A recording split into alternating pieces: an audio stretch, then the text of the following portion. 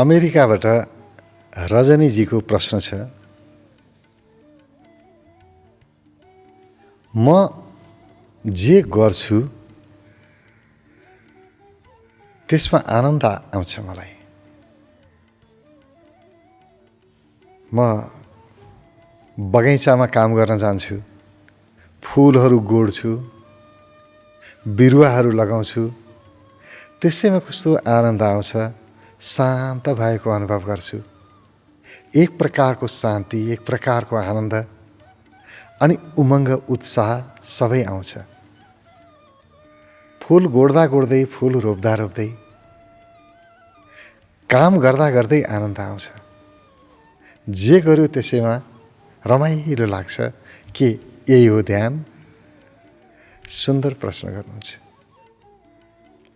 बिल्कुल, ध्यान यही नै हो। ध्यान जे गर्यो त्यसमा रमाउनु हो। ध्यान काम नगरेर चुपो लागेर बसिरहनु होइन। हामीले ध्यानलाई गलत अर्थमा बुझेका छौँ। ध्यान भनेको आँखा बन्द गरेर बसिराख। 1 घन्टा, 2 घन्टा, 3 घन्टा कति बस्न सक्छौ बसिराख। स्थिर भाउ। वेशभूषा अलि फरक बनाऊ। दाढी पाला, कपाल पाला, पहेँलो, रातो या कुनै प्रकार प्रकृतिको भाव जगाउने लुगा लगाऊ, मालाहरू लगाऊ, टीका चन्दनहरू लगाऊ। त्यसलाई चाहिँ हामी ध्यानी व्यक्ति, आध्यात्मिक व्यक्ति भन्छौँ, होइन? त्यो पनि प्रक्रिया होला, तरिका होला, तर ध्यान चाहिँ होइन।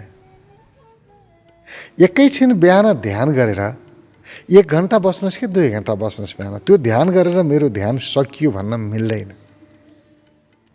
ध्यान त जीवन बन्नु पर्दछ। यो जीवन नै ध्यानमय बन्नु पर्दछ। जहाँ जे गर्यो व्यक्तिले त्यसैमा आनन्द आयो, ध्यान भयो। ध्यानको मूल उद्देश्य नै 24 घण्टा आनन्दित रहनु हो। विपनामा मात्रै होइन, सपनामा पनि आनन्द आओस्, निदाएको बेलामा पनि आनन्द आओस्। यो ध्यानको उद्देश्य हो। एकछिन ध्यान गरेको बेलामा आनन्द आयो अनि बाँकी चाहिँ फेरि उही झगडा, उही लफडा बाहिर, यो भएन, त्यो भएन, उही कटुता, उही वैमनस्यता। अब के गर्नु? बिहान एकछिन ध्यान बसेर, बिहान एकछिन मन शान्त गर्यो, दिनभरि फेरि मन अशान्त गर्यो, फेरि बेलुका शान्त बनाउन खोज्यो, ध्यान गर्यो, फेरि अशान्त। यो शान्ति अशान्तिमा कति दौडिरहने होइन। मेरो कर्म नै ध्यान बन्नु पर्दछ। प्रत्येक पाइला पाइलामा, प्रत्येक श्वास श्वासमा ध्यान घटित हुनुपर्छ, ध्यान बन्नुपर्छ। त्यसकारण रजनीजी, यहाँले जुन अनुभव गर्नुभएको छ, हरेक कर्ममा ध्यान, यो उच्च कोटिको ध्यान हो, सर्वाधिक सुन्दर। यसलाई निरन्तरता दिनुहोला। यसको अर्थ बिहान ध्यान नगर्नु होइन, आँखा बन्द गरेर ध्यान नगर्नु होइन। किनभने आँखा बन्द गरेर गरिने, विधिसहित गरिने बिहानको ध्यानको परिणाम हो दिउँसो कर्ममा आनन्द आउनु। त्यसकारण बिहानको नगर्नु भनेको बिल्कुल होइन। जुन विधिहरू छन्, नियमहरू छन्, ती सबै नियम पालना गरे हुन्छ। तर त्यो नियमहरू मात्रै, त्यो विधि गर्नु मात्रै ध्यान हो, यो ठान्नु पनि त्रुटिपूर्ण हुन्छ। बिहान गरेको ध्यान दिनभरि कर्ममा आउनै पर्छ, व्यवहारमा आउनै पर्छ। बिहान ध्यान गर्यो, शान्त भयो, तर त्यो शान्ति व्यवहारमा आएन। दिनभरिको व्यवहारमा चाहिँ उही अशान्ति, उही कलह छ भने त्यो ध्यान भएन। आफूलाई जाँच्ने नै यसै गरी हो। हामी बिहान बस्यौँ ध्यानमा कुनै गहिरो दृश्यहरू देखियो, भगवान देखिन सक्छ, गुरुहरूको दर्शन हुन सक्छ, ध्यानमा जे पनि हुन सक्छ। प्रकाशको अनुभव होला, ज्योतिको अनुभव होला, ध्यान गर्दाखेरि होला। त्यति भएपछि चाहिँ हामी ध्यान लाग्यो भन्छौँ। अलिअलि आनन्द पनि आउला ध्यानमा, शान्तिको अनुभव पनि होला थोरै।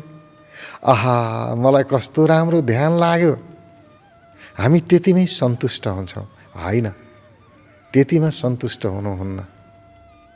बिहान ध्यान लाग्यो ठिक छ, त्यो ध्यान दिउँसोसम्म टिक्यो कि टिकेन? भोलि बिहान फेरि ध्यान गर्ने बेलासम्म कमसेकम पनि 24 घन्टा टिक्यो कि टिकेन? टिक्यो भने ध्यान भयो, होइन भने भएन। होइन भने बिहान ज्योति देख्यो कि जेसुकै देख, के देख्यौ महत्त्वपूर्ण होइन। व्यवहारमा आउँदाखेरि त छैन। व्यवहारमा उही लोभ छ, उही ईर्ष्या छ, उही अरूलाई जेसुकै होस् मलाई फाइदा भए पुगिहाल्यो नि भन्ने प्रवृत्ति उस्तै छ। मै खाऊँ, मै लाऊँ, सुख सहेल मोज म गरौँ, त्यति मात्रै छ। त्यही कामना, त्यही स्वार्थ, त्यही अशान्ति छ व्यवहारमा चाहिँ। उही तुच्छ वचन छ, नराम्रो बोली बोल्ने, अरूको चित्त दुखाउने।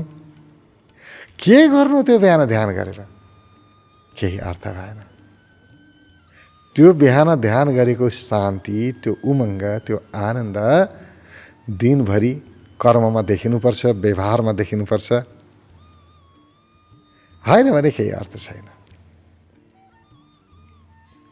मानिसले जाँच्नु पर्ने कि आफूलाई आफूले जाँच्ने पनि अरूलाई पनि जाँच्ने एउटै मात्रै तरिका हो व्यवहार।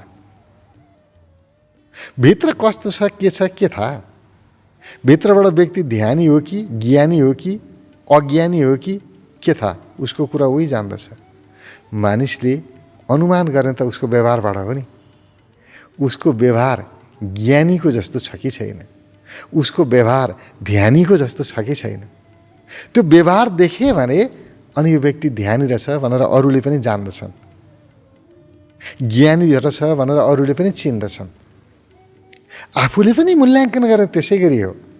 मैले ध्यान गरेको छु, मेरो ध्यान व्यवहारमा आयो कि आएन? बिहान ध्यान गर्दा मैले प्राप्त गरेको शान्ति, ध्यान गर्दा प्राप्त गरेको आनन्द मेरो व्यवहारमा आयो कि आएन? आयो भने मलाई ध्यान लाग्यो भन्ने, आएन भने मलाई ध्यान लागेको छैन भन्ने। एकैछिन बिहान शान्त हुँदैमा मलाई ध्यान लाग्यो भनेर ढुक्क हुनु यो बुद्धिमानी होइन। ध्यान व्यवहारमा आउनै पर्छ, व्यवहार सुध्रिनुपर्छ। ध्यानले व्यवहार सुधारेन भने त्यस्तो ध्यान के काम, के अर्थ? ध्यान गरेर पनि उस्तै व्यवहार छ मान्छेको भने किन गर्नु? ध्यान गर्न समय किन खर्च गर्नु? बेकारै भइहाल्यो नि। व्यवहार सुध्रिनुपर्छ। यहाँको व्यवहार सुध्रिन लाग्यो, अत्यन्त खुसी लाग्यो। म पनि हर्षित भएँ। जे गर्नुहुन्छ त्यसमा तपाईँलाई आनन्द आउँछ, यसको अर्थ व्यवहारमा आयो ध्यान। जसको ध्यान व्यवहारमा आयो त्यो व्यक्तिले त आफ्नो जीवनलाई स्वर्ग बनायो। स्वर्गको सुख भोग गर्न मर्नु पर्दैन। अहिले यतिखेरै स्वर्ग वैकुण्ठ कहाँ कहाँ कति सुख पाइन्छ भन्छन् नि, त्यो सुख जिउँदै पाइन्छ, यतिखेरै पाइन्छ। जसले ध्यानलाई व्यवहारमा लिएर आयो, त्यो शान्ति, त्यो आनन्दलाई व्यवहारमा लिएर आयो, त्यसको जीवन वैकुण्ठमा आयो भन्छ, स्वर्गमा आयो भन्छ। र यो जीवन वैकुण्ठमा छ भने मरेपछि नर्क जानु पर्दैन। किनभने भोलि आजकै निरन्तरता हो। अहिलेको जीवन भोलिको जीवन आजकै जीवनको निरन्तरता हो। आज म सुखी छु, भोलि दुखी हुने प्रश्नै आउँदैन। त्यही बढ्दै जान्छ। आज दुखी छु, भोलि पनि दुखी हुन्छु, त्यही बढ्दै जान्छ। त्यसकारण व्यवहार सुधारौँ,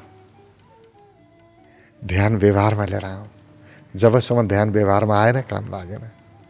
धेरै धेरै बधाई छ यहाँलाई कि यहाँको ध्यान व्यवहारमा आएको छ। धेरै धेरै शुभ भाव। यहाँको कल्याण होस्।